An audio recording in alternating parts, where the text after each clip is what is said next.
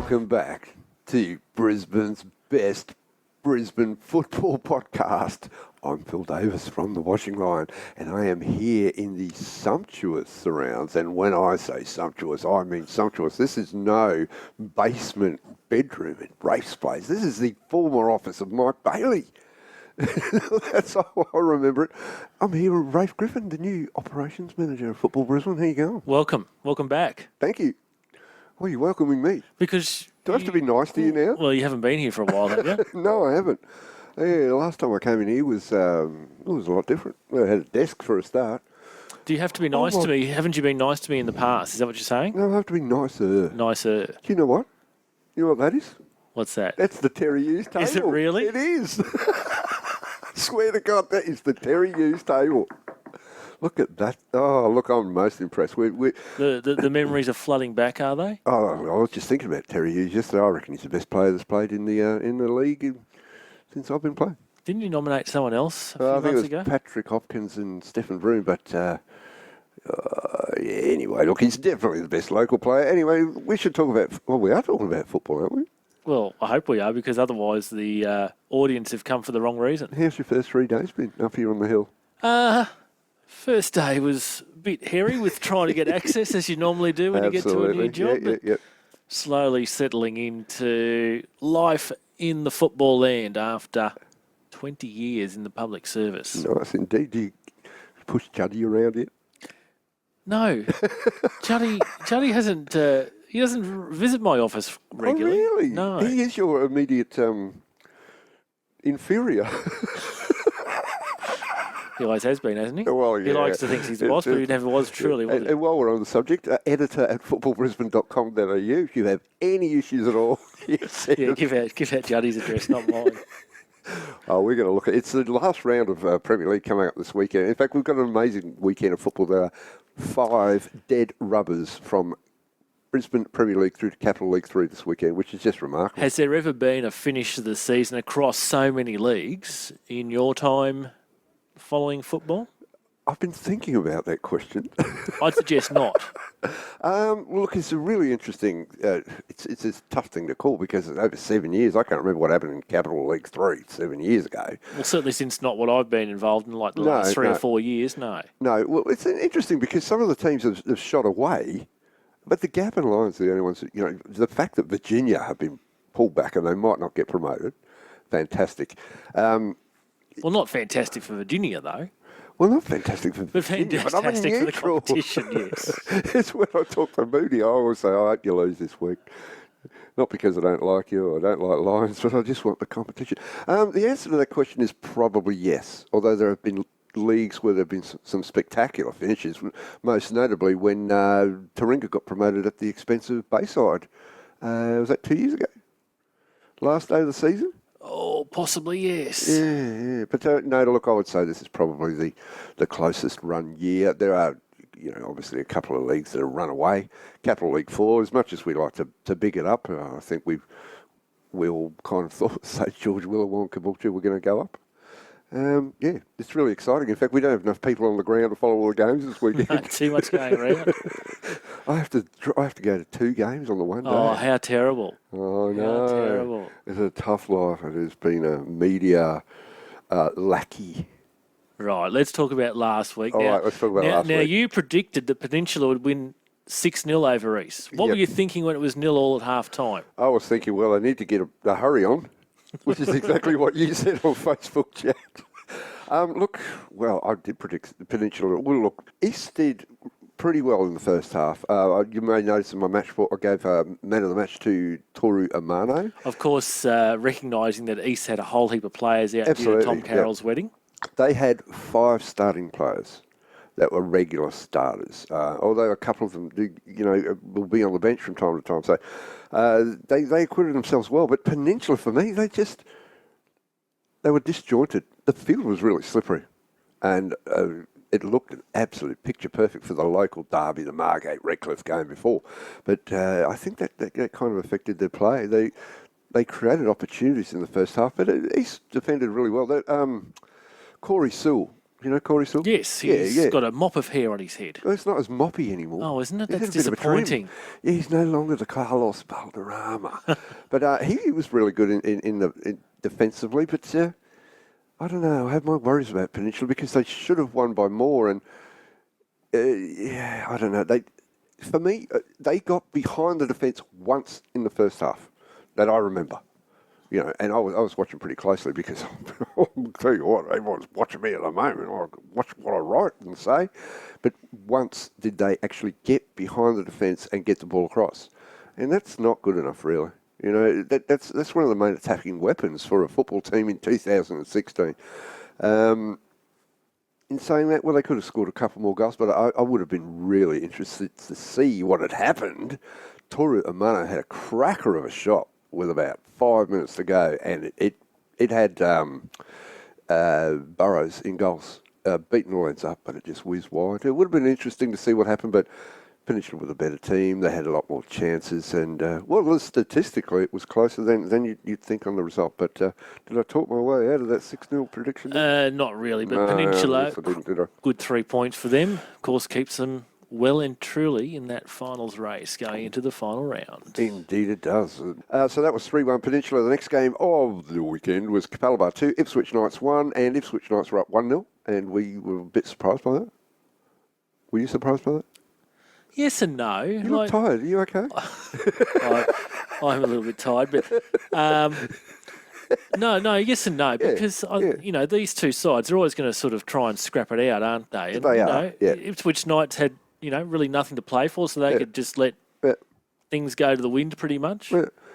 Morton Levinson scored the goal, which is good because he's a very good player. He's probably the best player, to be honest. But of course, what happened is Azawi in the 80th minute, and then Andy Thompson with another specky. And Capalaba come on with a 2-1 win at John Fredericks Park. It'll make no difference because they can't make the finals now, can they?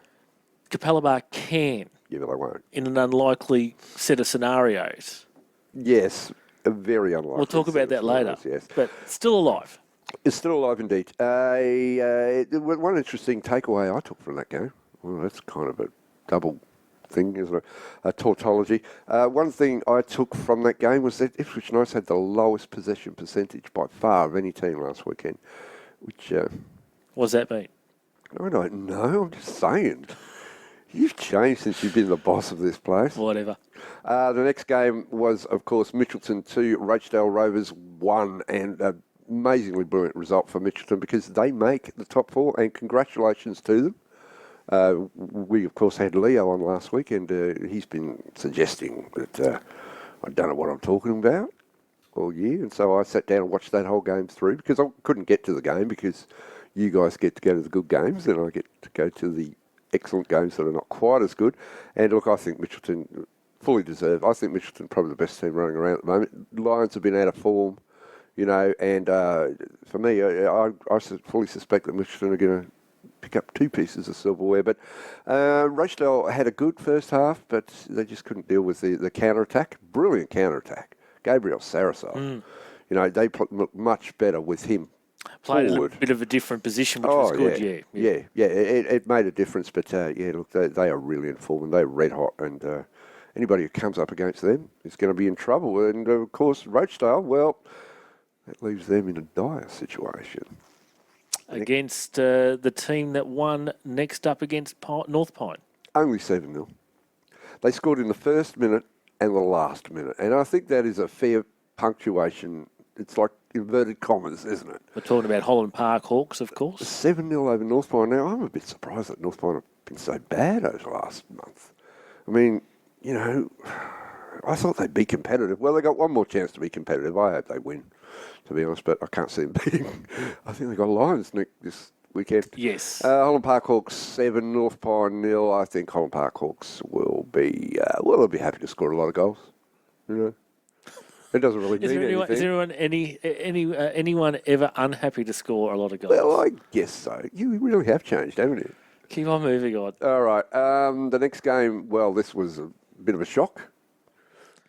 Lions FC 2, UQFC 3. Yeah, I'm happy to say it's a shock, but we've been saying all year that UQFC have been probably not quite lived up to expectations, or probably, they started off brilliantly, but, the squad that they have sort of didn't match the results. And as you've pointed out, was it Carlton Westerdale who scored both home and away against Lions? Yeah, and I was going to have a look and see if anyone else had managed to do that this year, but I didn't get time.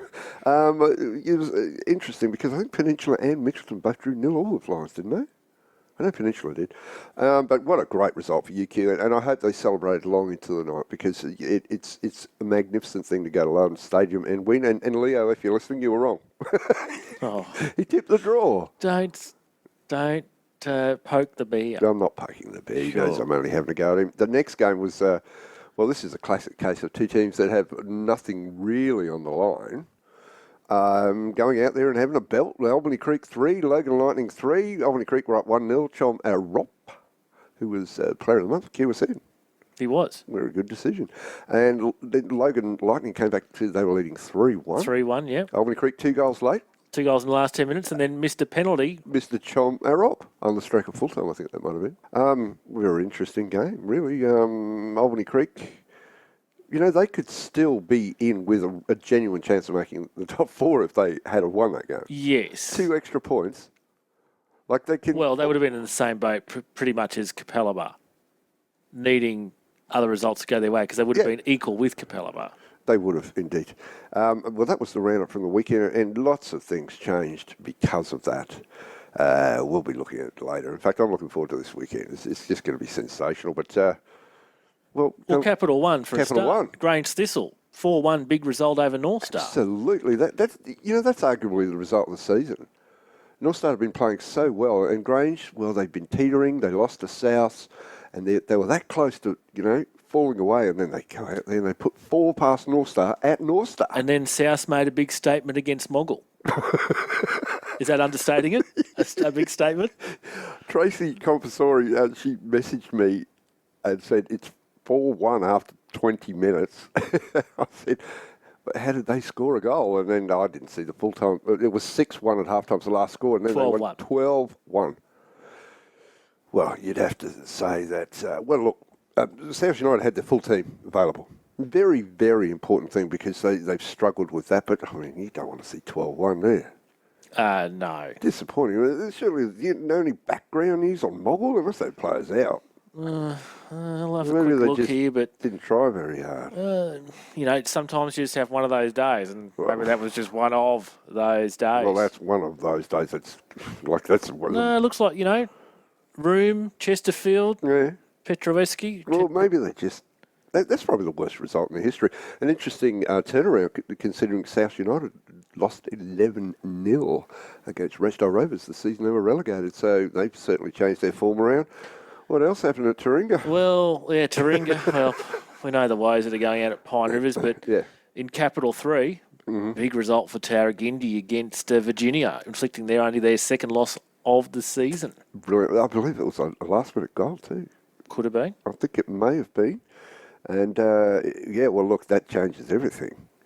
Tarragindi are 1 point still behind Toowong. So, that comes down to this weekend, and you would still think that Virginia and Toowong will go up, because their games are not incredibly difficult from memory. Yeah, Virginia away to Barden. Tarragindi take on Ridge Hills. And, they'll win that for sure. The toughest match is Toowong. At Newmarket. So, it's a local derby, and Newmarket have surprised this season.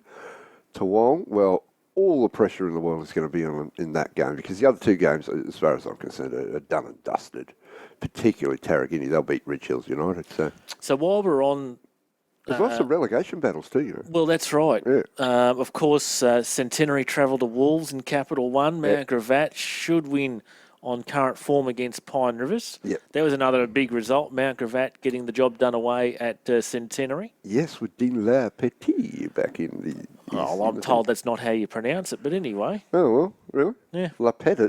Who knows? I've been pronouncing it that way for 4 years. I was told by Blanche that's the way to pronounce it, and someone says it's not the way to pronounce it anyway. But, Centenary, they've got Wolves on Friday, and that will be the end for Centenary. So you're tipping Centenary to go down to Wolves and Mount Gravatt to get over Pine Rivers, and for therefore sure. Mount Gravatt stay alive. Oh, it'll happen. It'll happen. Well, Wolves put 6 past Brisbane Knights last week, and Brisbane Knights are playing a lot better than Centenary are. So, as far as I'm concerned, that's done and dusted.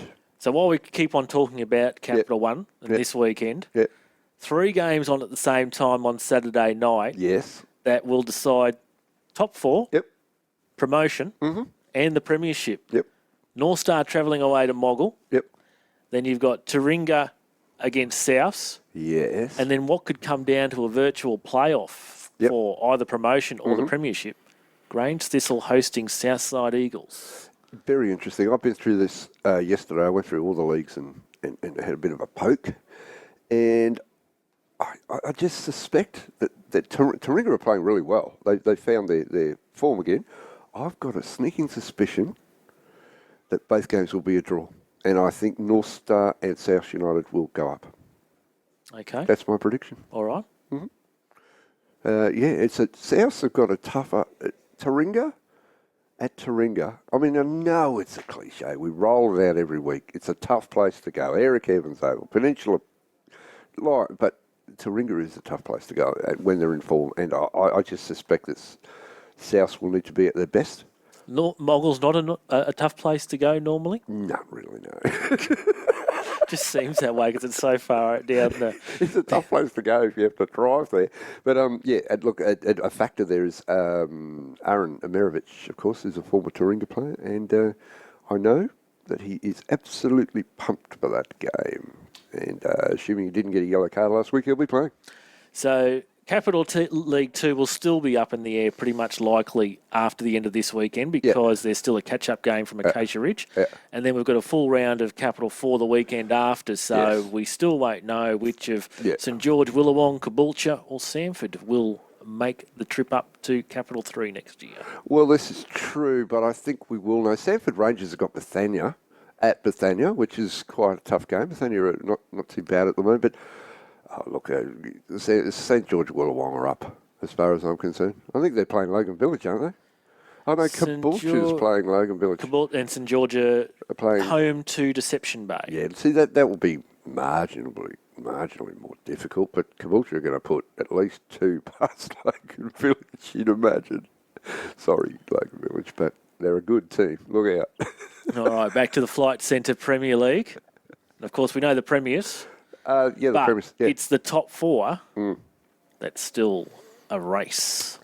Yes, and this is a tough one to call indeed. I can't help but suspect we might get a draw.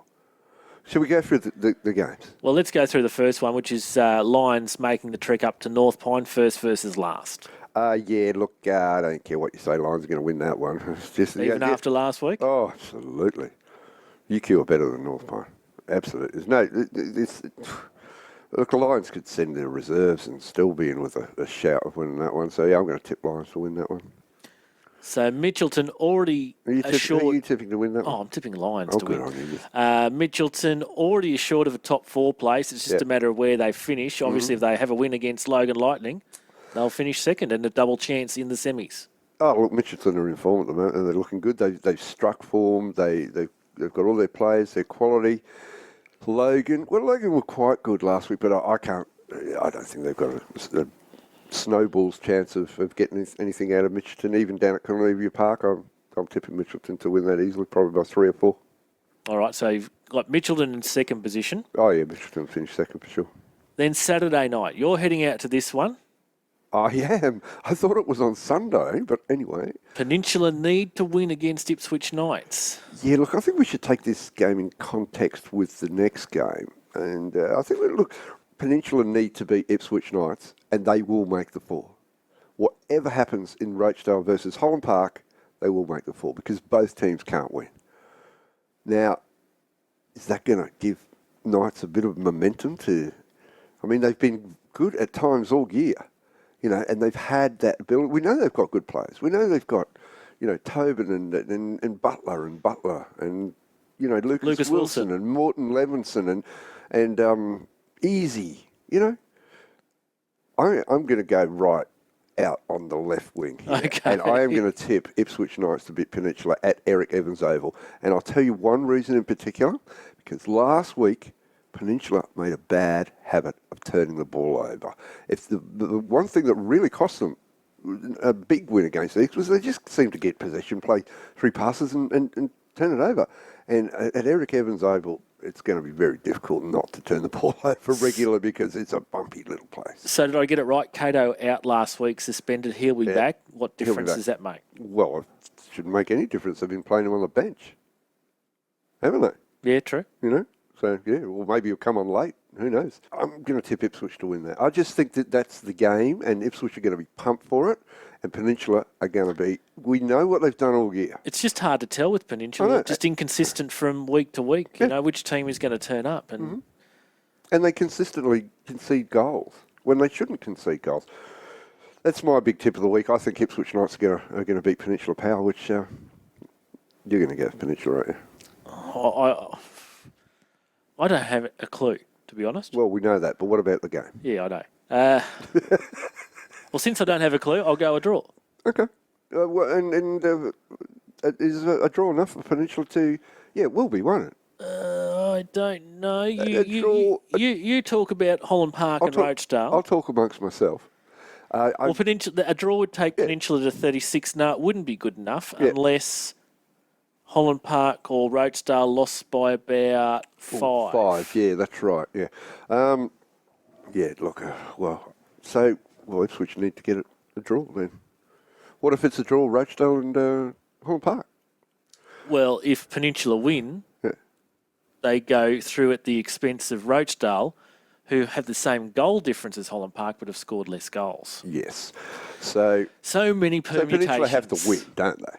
They can't draw. It's not good enough. Pretty much, yeah. All right, so the interesting permutation here is what's changed is Ipswich Knights and Peninsula are playing at 6:15 on Saturday. Rochedale have bought themselves an extra half hour. 6:45. So if it comes through that Peninsula haven't won, well, if it comes through that Peninsula haven't won, it's regardless. Oh, it doesn't matter. That's doesn't matter, does it? Yeah. Yeah. Oh, I was getting confused there for a second. I was thinking they might. I was trying to build up the excitement and get more people along. Well, actually, it has a bearing, of course, because if Peninsula do lose, whoever wins out of Rochedale and Holland Park will be at home in the semi-final. Correct? And they'll play each other again if Mitchelton win against Logan. Oh, Mitchelton will win against Logan, no question. All right. Well, look, Rochedale Rovers versus Holland Park Hawks. We better discuss that, haven't we? Why not? I can't pick a winner. I'm tipping a draw. It's just that simple. They're so well matched, and they have great attacking players, great defensive players, great midfielders. Can you line up Rochedale's loss last week to Mitchelton? Of course, Holland Park won the first fixture 2-0. Look, I don't think Holland Park Rochedale's first fixture has any bearing on this. I think the Rochedale are a completely different side. Different side, yeah. 3 or so months ago? Oh, yeah, they're a threat for sure. Look, I can't tip a winner. I'm going to tip Holland Park. Okay, well, I'm going to tip a draw. I think there won't be, for a change, I don't think there'll be many goals in this.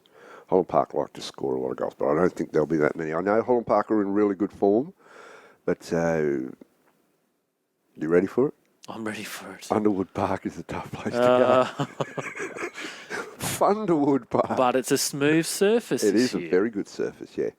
Okay, the next game, Eastern Suburbs versus Albany Creek, and neither team can make the top 4. Who am I going to tip to win that one? East are going to have all their players back, of course. I think Albany Creek will beat East. I think Albany Creek will beat East too. All right, so both teams will be left to rue what could have been. Yeah, and of course East will win now. We both tipped them. Mm-hmm. And the last game of the season. Yes, the regular season at least. We're all nostalgic already. UQFC versus Capalaba. That will be at, is it John Fredericks Park? UQ at home at John Fredericks Park. Yes, indeed. Well, I'm going to tip UQ to win that. Now, Capalaba could still be alive. Well, they could be, but now what has to happen? And I've got to go through this in my head. Yeah. So, Holland Park and Rochedale. Mm-hmm. No, one of Holland Park or Rochedale needs to win. Yeah. Peninsula need to lose. Yeah. Then Capalaba will need to score a hatful against UQFC. And I mean a hatful. About 8. 8. There's no way that Capella are going to score 8 against you. Yeah, 6-7. Not based on last week. So No. it might still be alive for Capella Bar. Yeah. But yeah. So it might provide some excitement on Sunday night. Yes, UQ, they've lost a lot of games, but I can't really think of a game where they really got home. I think I beat 6-0 by Lions, was it? Anyway, so that's how we think it's going to pan out. It's a terrific round of football. I mean, if you don't get out to a game this weekend, sometimes you can go to a game and there's just a lack of enthusiasm, you know. But there are so many games this weekend. As I said earlier in the program, only 5 dead rubbers between Flight Centre Premier League and Capital Leagues 1, 2 and 3, which is pretty amazing, you know. One of the leagues has only got 1 dead rubber. Yes. So we had a bit of trouble trying to work out our schedule this week. So I'll just let everyone know. You've got the schedule off the where we're going. Terry News table. We will have Rochdale and Holland Park, of course, on video. Yeah. And we've even roped in a second cameraman this weekend. Oh, my God, it's so exciting. And we're going to cover the Cap 1 game at the same time that's going on between Grange Thistle and Southside Eagles. And with you going out to Ipswich Knights, we've got it all covered perhaps, maybe. Indeed, yeah. I'll be out at Barton versus Virginia as well. You will. Do you know, the only game we don't have covered, of course, is Taringa versus South United. And Moggle versus North Star. Well, this is true, but I think Taringa South United is the yes, one. yes. Yeah. So. South they win the premiership. All right, so look, that's been a huge weekend of football last weekend and this weekend. What else have we got? Should just announce that there's been an announcement today about a select Brisbane or Flight Centre Premier League under 25 squad that will take on the Brisbane. Under 25. Oh. That will take on the Brisbane Roar at Cusack on Saturday, the 27th of August. After the Canali Cup final. 7:30 kickoff. Do you have to be like a Brisbane resident or imports or? No, you just got to be in the Flight Centre Premier League. And I understand it's a squad of 22 and there'll be 11 that play in the first half and 11 that play in the second half. I won quite a bit of money when Sven Jordan Eriksson did that against Australia at Upton Park. Yes. Quietly. Okay, well, that's interesting because I was thinking Ben Injai's going to have to split from the Gap and head over to the Brisbane select. No, I don't think Mitchelton and Capella Bar players will be eligible because they've got Canali Cup commitments. Well, I kind of thought that. So, well, that's an interesting thing. If you of course, get out. There's always quite a few Raw supporters get out to those games. 3,000 at Ballymore last week for the FFA Cup. Indeed. And you think we'll get 3,000 this week? Where at? At Cusack. I'm hopeful. Oh, I'm hopeful as well. I think we'll get 20,000. How many's it hold? I can see the grandstand out your window, Ray. 50,000?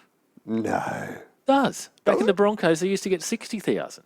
Yeah, but they took some of the stands down. Yeah, I think it's still got 50,000 capacity or 48,000. Really? Yeah.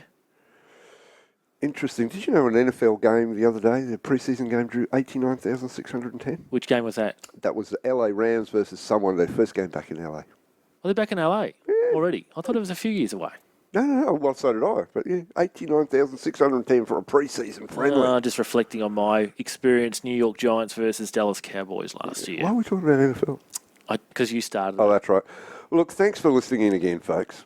It's been a brilliant season. We'll have a wrap next week, of course, of the season. There's semi-finals around the corner. Who's going to win the grand final, Rafe? Which one? The Flight Centre Premier League. Holland Park. You think Holland Park? I think Holland Park. Okay. Mitchelton for me, the way they've been playing. I think that Mitchelton have been underrated, and with Lions out of full, I think that's the way it'll end up in the end. All right. Thank you for listening. Would you like to take us out this week, Rafe, because you're good at it? I'm Rafe Griffin from Cusack, and I don't know why I've been asked to do this, but thanks for listening. Bye. Be safe.